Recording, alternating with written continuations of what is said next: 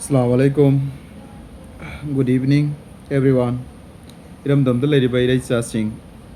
Walamai kiram ozaguru hallaman maruma pisa. Kai kim from da kai kumno usari. Ngasi iram dam gi amna clear saloi ba iram dam gi conflict amadi iram dam sidang alak leite wa kai suri si kari maram gi no haiba from kra thamjage. Aikhoi iram dam da CSO gi mathau da su atopana yaushanba ado government na tawgadaba ekhoi logi makhada tawgadaba thabuk singsisu kari tawba CSO na tawsanba tawbadi tawba ngamoidaba ko ado tawba saba haitare aduga dugumba CSO kamunian na masado yomaba manipur gi irangsi machet thokan labo honariba CSO example Haomee Federation adagi sigi mathakta political gi MLA oiba di MLA na represent tawriba makhoi khara na khoi gi financial tawre habasi news channel kari ke every social media da ure khoina aduga makhoi ni yawram bagi video su ure aina masida haisening badi manipur da lariba pangal na tariba mafam singda aikhoi maitai MLA khaktang lepa kendra masing heli 190% maitai MLA khaktang lepi aduga pangal na minority oina dum election si khoigi pangan sing sida jamba depend tawraga haitare pangan sing sida support tawba minority haitare minority sin support tawba mafam je MLA kai okta gi silinau sing na yam na ingonda proof laijai yami whatsapp messenger da amadi social gi thong da ingonda comment da kai da su yami masi matang siam thambi abdu ai thamge na su leramani na khoina haidraga su manipur da pangal tariba mafam khuding makta sumaina khoi bo indigenous natte indigenous pillar jung bada khoi pangan gi ming hap tabada financial tawriba MLA sing sida vote pifam thokpra thok tabra sina sana khallo karam MLA yaw ki maming pallaroi makhoi sing do khoi ne election kahan be yari bra ya dabra aduga makhoi sing sina CSO amabo wakai to khon boina ta draba moina po adu financial moina funding tawraga di MLA hum do background lai bagi neba makhoi na ngasai gi government gi mathakta law gi mathakta adugi MLA du so muga MLA si khoi gi legislative assembly gi khoi gi mikhal loina mihut oina assembly house ta phama mi bani hauji tangai phadana PR thambagi makhoi sing la kedobani administration si suspension da lai bane ba adu warga so MLA di lengak pada yauri bane ba government sema da makhoi loina mak yauri mi pulli bane ba law gi makhada lai ri bane ba law gi makhada lai ri ba MLA sing lawmaker sing legislator oi ba makhoi na ngasai gi aikhoi gi karida CSO da influence moina insult labane ba yawsal labane ba involve tawramne ba adu dile baksi ludra ngasai main point di kari aikhoi gi Haomee Federation sina maka phongna tawang amise police department law gi department higher authority si map jin tamil lesi kari gi ngasai gi MLA singdon back na lepagi ne masidi tawrai basida ma chatharai ba amadi makhoina hauzik social da amadi mayam phongdok nari ba amadi mamang da moina Haomee Federation gi pillar link pada makoina openly funding tawriba mateng pangi si moi masina haira bane ba tawbirami habasi aduna di sina di makhoi singki main number 1 da khoi MLA singse aikhoina makhoi wara ubang amoy marabdi moi di power pai bani mikhan da chai manga ge khoi khallaga pigre upai leite adudi kai tawbatai lakador bu 2027 si da pangal taribe yada ekhoi gi pangal bo hai thina ngangi ba CSO da support tawriba MLA sing ja khoi to daily vote pi roi damne ba kokta gi silinau sing humble request ni kokta gi supum namak tar Riyajudin Bogimayum ai yaw khibani thengna khibani nakhoi gi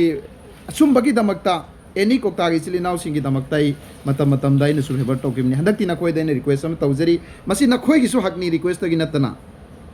lakadaw 2027 election da karamba candidate ta ikoi vote piraga ikoi gi minority people bo kanbigan ngak pi gani senbigan je nasana khallaga masle involve tawriba MLA sing da vote piroi damni moi gi party support tawroi damni masi haga I thamjage aduga kana gomna comment da CSO gi matang da ngasi UMPC na United Maitai Pangan Committee na Istela sida loinamak saire laikraba karabodi lairi amukoksu adumai ngangi sai tawri ozazalan koi thengnari ko adubo masipum na magsusubsa laga UMPC na direct oina Achumba ngangbada Riyajudin Bogimayum ga rais tampak mayum iyambaga ngangubada Eikhoigi mathakta case file ka tawrakibdugi paukhum moina DG da karigumba chirol ama thajallabani adu social media da sumyam uramani Heiningai leitana UMPC thagali maramdi Manipur tumit kang dona loina leikraba matam da UMPC na likhat piraga Eikhoigi Achumba ngangba mising gi damakta Eikoi favor da lairi UMPC na lepkani any organizer loison ye je aisu president ni United Maitai Pangan Youth Organizer Lumpiogi adu aragasu makhoi da CSO gi karigi adu gi leitabida Achumba ngangi ba miyoi amada amadi leba ki khalliba amadi indigenous people moisibo idea of Manipur da pusan na honariba miyoi amada asumena lana tawrpasidi makhoi gi miyoi adugi ekhoi na ngamba mateng pangba yai haiduna tawbirai ba sei ekhoi UMPC bo support tawbiyo amadi aina su thanks tawri aisu organizer ni afaba tawrpadudi afabani haigani amuko na faba tawre natra fox na tawre natra adai others mayam lady moina tawrpasing afaba do ekhoi afabani haisi masi so ai masi ama thagatsari aduga aina meloina thamjaning badi ngasai gi election gi ekhoi gi 2027 sida election kanada pigan elsi pangal chilinau singi note tausan biro Manipur gi conflict pambiba Manipur da war pambiba Manipur da communities amaga khanan ba pambi ji karamba party no amadi kana involve tawji taseng na phong no ure evji aduna Eikhoigi Haomee Federation se makhoi si eikhoigi Manipur state laimai sidagi reicha sing da in haijening badi makhoi si muthat kadam switch tawgadam natragadi Manipur da so bari odam thokhiba yai masi ai haijaramge angau buna sana nau Riyajudin Bogimayum ngasi haijaramge makhoi singsi muthatragadi makhoi singsi Manipur da switch tawdraba pillar asi thugaidragadi taseng na Manipur da kai gumba mayam tholokhiba yai ba adu isili nau sing da amaga thamjage kana gumba na indigenous Haomee si indigenous people si da Haomee si da salai tere ta yauge ai taradi maitai onsalo airi ba adu de Christian jati saliba indigenous ta kabu yauri ba thada Eikhoigi adage atopa mol yauri ba tai jing loin maitai on khrabra si number 1 question indigenous people pillar Eikhoigi pillar si jungbada yauri ba jati pumna makse maitai on khrabra maram di husi haire ba KKL gi ojaba santana haire ba for example ne ba ma haibani maita indigenous people si adagi khoi salai tare ta yawning boy raga di maitei oloi adu di yati kun manga si maitei lon on kraba batai si christian sin nausu yati kun manga se indigenous people loin on kraba ba adu marak si dai chilinau singchep thanaroi ji oiroi paroi dabda amana ama sumaina tawra nam thanaba apikpa jati apikpa community singjida engti bai ti ba tawroi si masibu thaja ba ya braba एक सलाई तरे तो चन गया दे कोई की धर्म दु थादो इस्लाम थादो क्रिश्चियन थादो है समान है क्रिश्चियन थादो खबर भाई कोई क्रिश्चियन से नाउसिंग इन कई हाउमी दे यावरिस नत्रग सलाई तरे तो यावरिस नखोई खतर ngang ba yaroi adudi yagani aikoi na ngang pasu ngang oi na khali bra ba aikoi chu khuma oi khali bra kot toro noi de fara oi khali bra ba sim jo age never ever da Manipur da Jati amada India da soibi ge jati amada one nation one religion da chalo hai ba am yaro war civil war thokane ba India ki political do egera husi yam fibam phatra bane border circle do egera engbiyo Pakistan yana bra Bangladesh yana bra China yana bra Sri Lanka yana bra Nepal yana bra Burma yana bra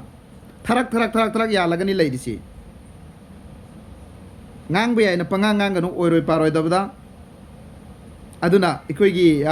salai tare ta yauge adi nangi dharma du thado mo haibasi Eikhoigi si hanjalaga so angi sigi question si answer pa me ba Christian jali besi now sing Christian thado kraba ba salai tare ta yaurisi ek salai tare ta yaurisi 7 clans ta yaurisi angao bana pik than grade ram dam si haipa saba oza khangdana khangba saba history so karimta naina da sing chine history matek paraga history khangba sakre MLA sing ne MLA sing ki mathau khangdre CSO na CSO ki mathau khangdre government ki mathau khangdre maram di CSO amana bo assembly house ta pass ta udna government thokra ba ge ta pass ta ugra bo CSO ma allegation to ya bro CSO na laiba ngak pa ya bro CSO na laiba ki bill ma pass to ya bro lanai ki CSO du su ꯃꯈꯣꯏꯅ ꯑꯩꯈꯣꯏ indigenous ꯅꯠꯇꯦꯅ ꯍꯥꯏꯕ ꯌꯥꯕ꯭ꯔꯣ ꯃꯗꯨꯒꯤ ꯏꯂꯤꯒꯦꯁꯟ ꯃꯌꯥꯝꯗꯨ ꯃꯈꯣꯏꯅ ꯑꯩꯈꯣꯏꯒꯤ ꯔꯣꯡꯗ ꯃꯌꯥꯝ ꯑꯃ ꯇꯧꯔꯤꯕ ꯉꯥꯡꯉꯤꯕ ꯁꯛꯏꯕ ꯃꯤꯉꯣꯟꯗ ꯍꯥꯏꯊꯤꯕ ꯉꯥꯡꯉꯤꯁꯤ ꯂꯣꯒꯤ ꯑꯣꯏꯕꯗ ꯇꯞ ꯇꯞ ꯐꯥꯒꯗꯕꯗꯣ ꯐꯥꯅꯕ ꯂꯩꯇ꯭ꯔꯦꯕ ꯌꯥꯝ ꯂꯨꯁꯜꯂꯛꯏꯅꯤꯀꯣ ꯑꯗꯨ ꯂꯩꯇ꯭ꯔꯤꯁꯤ ꯀꯔꯤꯒꯤ ꯉꯁꯥꯏꯒꯤ ꯄꯣꯂꯤꯇꯤꯀꯦꯜꯒꯤ ꯂꯤꯗꯔꯁꯤꯡꯗꯨꯅ ꯏꯟꯚꯣꯜꯞ ꯇꯧꯔꯒ ꯃꯈꯣꯏꯅ ꯐ꯭ꯔꯟꯇ ꯂꯩ ꯍꯥꯏꯕꯅꯦꯕ ꯕꯦꯛꯇ ꯂꯩ ꯑꯦꯠ ꯑꯣꯏꯗ ꯂꯩ ꯍꯥꯏꯕꯅꯦꯕ ꯃꯈꯣꯏ ꯑꯩꯈꯣꯏ ꯍꯧꯖꯤꯛꯇ ꯒ꯭ꯌꯥꯟ ꯇꯥꯔꯛꯑꯦꯕ ꯇꯧꯕꯤꯒꯅꯨ ꯑꯗꯨꯒ ꯂꯥꯛꯀꯗꯧꯔꯤꯕ 2027ꯒꯤ ꯏꯂꯦꯛꯁꯟꯁꯤ ꯑꯩꯈꯣꯏꯒꯤ ꯄꯥꯡꯒꯜ ꯃꯥꯏꯅꯣꯔꯤꯇꯤꯅ ꯇꯥꯔꯤꯕ ꯃꯐꯝꯁꯤꯡ ꯑꯩꯈꯣꯏ ꯚꯣꯠ ꯄꯤꯕ ꯍꯩꯕ ꯃꯊꯧ ꯇꯥꯏ ꯑꯩꯈꯣꯏ ꯃꯥꯏꯅꯣꯔꯤꯇꯤꯕꯨ ꯁꯦꯞ ꯇꯧꯒꯗꯕ ꯂꯤꯗꯔꯁꯤꯡ ꯁꯦꯂꯦꯛ ꯇꯧꯕ ꯃꯊꯧ ꯇꯥꯏ ꯃꯈꯣꯏꯁꯤꯡꯗ ꯑꯩꯈꯣꯏ ꯚꯣꯠ ꯄꯤꯕ ꯃꯊꯧ ꯇꯥꯏ ꯄꯩꯁꯥꯒꯤ ꯅꯨꯡꯁꯥꯒꯤ ꯌꯦꯡꯗꯕꯤꯗ